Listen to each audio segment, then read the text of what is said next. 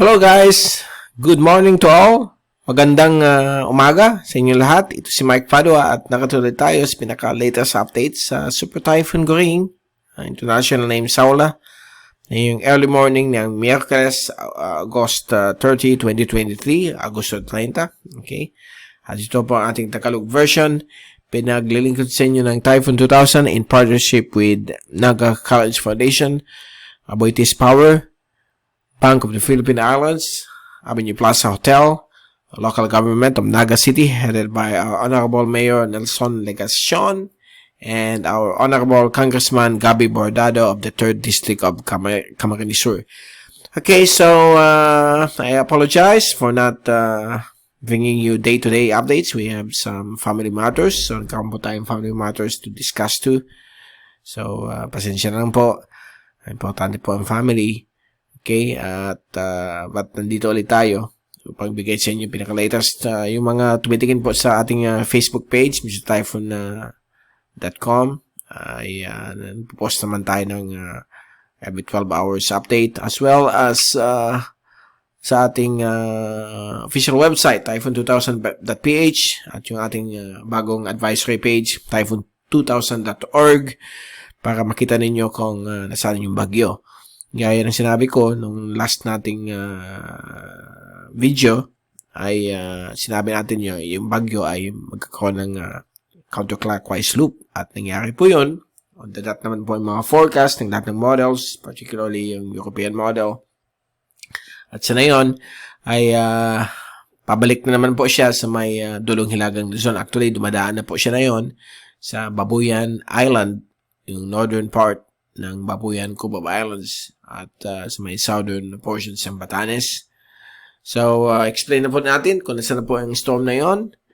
And ito yung latest fast animation, at si Damri ay naging isa na pong extratropical cyclone, at after that may namuo pang dalawang tropical system, si tropical storm Haikui, ito po siya, at isa pa ring cyclone dito na posibleng maging bagyo anytime, 93W.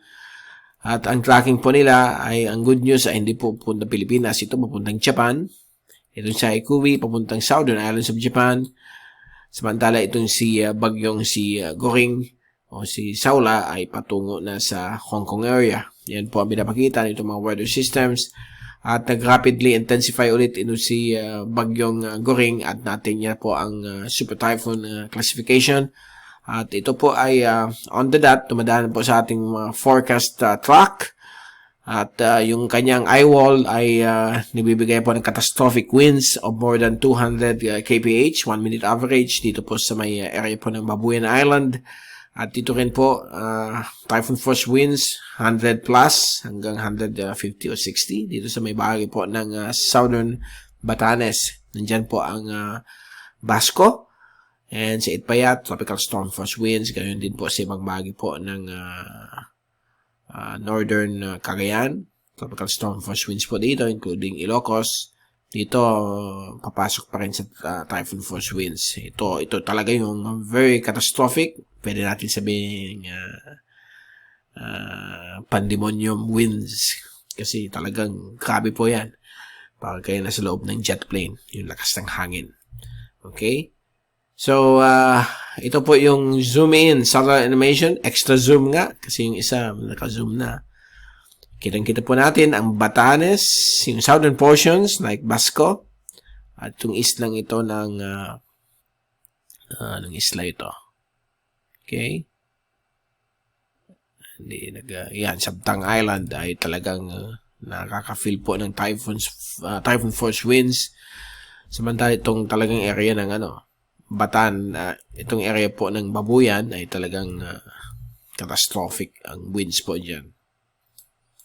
Kung i-zoom out natin ito, yung epekto po nito sa Habagat, not much, but grabe po ang dalang epekto nito dito sa may area po ng Mindoro, Western Visayas, Panay, Negros, Guimaras, Iloilo, Northern Palawan. Dahil po sa pagbaba niya dito, nung bumaba po siya dito, siyempre, mas malapit.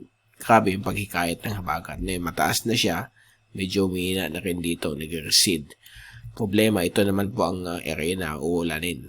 Okay, yung western section sa Central Luzon, western section sa Ilocos Region, Metro Manila, may mga padaan-daan po mga bigla-biglang malalakas na ulan, gaya kanina.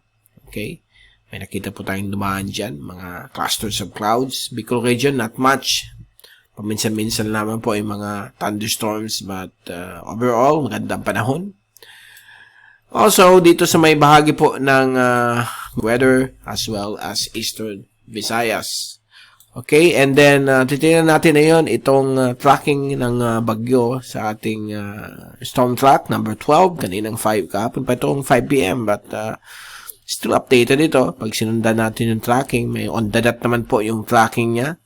At medyo tumama yung forecast natin. Tignan natin na yung forecast. Itong bagyong ito. At kikita natin pagdaan niya sa zoom. Kita natin kung saan siya. Oops. Mukhang wala dyan yung ano natin. Punta natin lang yung page. Medyo para makita natin kung nasaan yung system. Okay. Pardon me. Pardon. Okay. Ito yung ating zoom. Ating memorize yung ating URL. So, yan po. Dito na po siya dumadaan. So, medyo eksakto naman po sa ating tracking. 2 AM, nandyan po siya. Based sa satellite. Yan po siya. So, medyo on the dot. Okay. Medyo mataas lang na konti, but pasok sa ating tracking. Okay. So, kaya sinabi ko, itong area na ito ng Batanes, Sabtang, ay nasa typhoon force winds. Ito naman po yung catastrophic winds na talagang pasok na pasok ang Babuyan Island. Kaya yung signal number 5 na tinaas ng Pag-asa kagabi pa mga 8 p.m. tinaas na po nila dahil sa pag-rapid intensification itong si Super Typhoon Goring.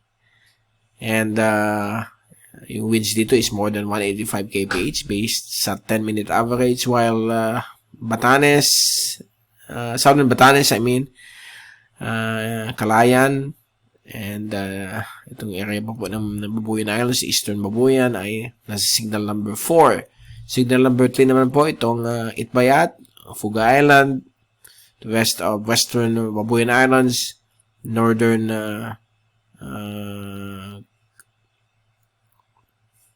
Santa Ana area, itong pinaka-northernmost part ng Cagayan, signal number 3. While signal number 2, ang the west of Northern Cagayan, Northern Apayao, at northernmost part of Ilocos Norte, while the rest of Ilocos Norte, Northern Abra, the rest of Apayao, Northern Kalinga, rest of Cagayan, and Northern Isabela is under signal number 1. So, alam natin ang mga signals na ng Pag-asa, yung bagong revised, ay naka-inline sa classification ng bagyo. Kung signal number 1 kayo, that's tropical depression force winds. Signal number 2, tropical storm. Signal number 3, severe tropical storm. Signal number 4, typhoon force winds. Signal number 5, catastrophic winds yan. So, super typhoon po yan. Okay, so yan po ang latest wind signal from Pag-asa as of 2 AM. And then, ito po yung wind forecast mula sa various global models. At tama na naman ang chips. Talagang umakyat siya sa super typhoon status. And I won't be surprised kung maging 160, I won't be surprised kung maging 260 kph siya, 140 knots. Maya lamang ang 5 AM. Dahil po, napaka perfect po ng kanyang eye. Okay? Napaka-fine yung edge, hindi rugged. Super, talagang napaka-sharp yung kanyang formation. Pati yung eye. Ito po yung Asian Agency's tracks. Lahat nag-agree except pagdating ng 48 hours hanggang 120 hours or 2 to 5 day forecast. Medyo naghiwalay na ang decision ng mga forecast agency, ng mga weather agencies sa forecast nila. Okay. So, wala naman tayong problema kasi mag-exit po siya ng Philippine Air Responsibility by tonight. Tonight, Wednesday evening. And then, babayuhin ang Hong Kong within the next 3 to 4 days. Okay, so nandiyan po siya. So, expect wind signals over Hong Kong to increase as well. Now, ito yung global models. Okay. Ito si Haikui. And ensemble models ng European, ECMWF. Ganun din. So, meron tayong tatlo. Existing storm. Ito si Damri. Wala na yan. At dito sa ating wind forecast mula sa European model ay nakikita po natin ngayon itong tatlong system. And kung i-move natin hanggang September 2, Saturday, ay medyo malaya naman sa ating bansa. Friday, yan na po, landfall na sa may Hong Kong. September 1, while si Haikui, dumaan lamang po sa Okinawa. Patuloy pa rin yung habagat sa ating bansa, western sections ng ating bansa. So, expect on enough rainfall to continues, especially pag nakatapat po kayo dun sa bands ng habagat na nakakatakot. At ito po yung isa sa may northeast of Guam. Magiging bagyo din yan. But hindi po ito papasok ng Philippine Air Responsibility kasi ang kanyang direction ay patungo po dito sa may Japan area. Yan ang good news dyan sa storm na yan. September 2, ayan na po. Paakyat sila lahat. Ito na yung remnants ni bagyong Goring. Linggo, remnants, Habagat patuloy pa rin. Napaka-active ang tinatawag natin monsoon trough. So, there could be more formation. Kaya September 4, 5, 6, 7, and 8, baka meron na naman pong 2 o 3 low pressure systems that we are keeping an eye. Although, ang uncertainty po nito ay napaka-taas. So, we still don't know what will be the result of this, but since nasa September na tayo, ay dyan pa rin yung mga weather systems na nag-form, nag-ihikayat po ng habagat. The end of habagat is October, so expect ito na po ang panghuling darating na 35 days, 40 days ng habagat. Minsan nag-extend yan hanggang October, so depende po kung nandyan pa rin yung malalakas na high pressure over Australia. And kaya nga sinabi ko nung mga past videos natin na kapag 2 or 3 weeks dry tayo, walang mga bagyo, papalit yan. Ang nature marunong magbalanse, okay? Binabalance po niya ang mga every 2 to 3 weeks. Minsan mainit, minsan dry. Kaya yung Madden Julian Oscillation, tinitingnan natin. Although nasa dry phase pa tayo, kaya yung habagat nasa isolated areas lang, hindi sa buong Western Philippines. Kapag nag-wet phase, which is likely mga middle of September, grabe na naman po ang ulan sa atin. So, yan po ang mangyayari. So, based sa nakita natin sa Madden July Oscillation, baka sunod-sunod pa itong mga tropical cyclones hanggang middle of September. Okay? So, let's hope na hindi tayo tamaan ang ating bansa. At ito na nga binapakita ng mga computer models, back-to-back LPAs sa darating September 6, 7, and 8. But we hope that the high uncertainty of this forecast will still change. So, tingnan natin. Sa rain forecast for the next 4 days, okay, galing po ito sa European model, courtesy of weathernerds.org. So, yan po. Paglabas nito ni bagyong Goring o ni Saola, yan po, ang habagat patuloy pa rin sa western sections ng ating bansa. At ito po si Haikui. At ito yung another one na potential na bagyo. Yan, no? Sumilip. Ito yung epekto rin ng habagat na na-extend hanggang sa Micronesia o sa may Marianas. Mapapansin nyo bakit hindi po masyadong naabutan ng eastern sections ng ating bansa dahil po protected po sila nitong mga islands ng Visayas at Mimacopa. Kaya pag yung moisture binagsak na dyan ng ulan, dry na nangyayari dito. Yung mga the concept of sinasabi nating orographic uplift. Okay? Nangyayari po yan sa mga ganyan na panahon ng habagat at amihan. Ito po yung rainfall accumulation forecast for the next 3 days. So, nakita po natin ang violet rainfall, more than 100 millimeters, patuloy sa may western Mindoro, occidental Mindoro, Mamburao to Sablayan. So, apektado po kayo yan San Jose. And also in western sections ng Panay, northern Palawan, western sections ng Luzon. So, we expect ganito pa rin ang effect ng Habagat for the next 3 days. And then, dito sa Bicol ay much more less rainfall. Mga thunderstorms lang yung padaan-daan, magandang panahon. Yan din po sa may Eastern Visayas, parts of Cebu, and Mindanao.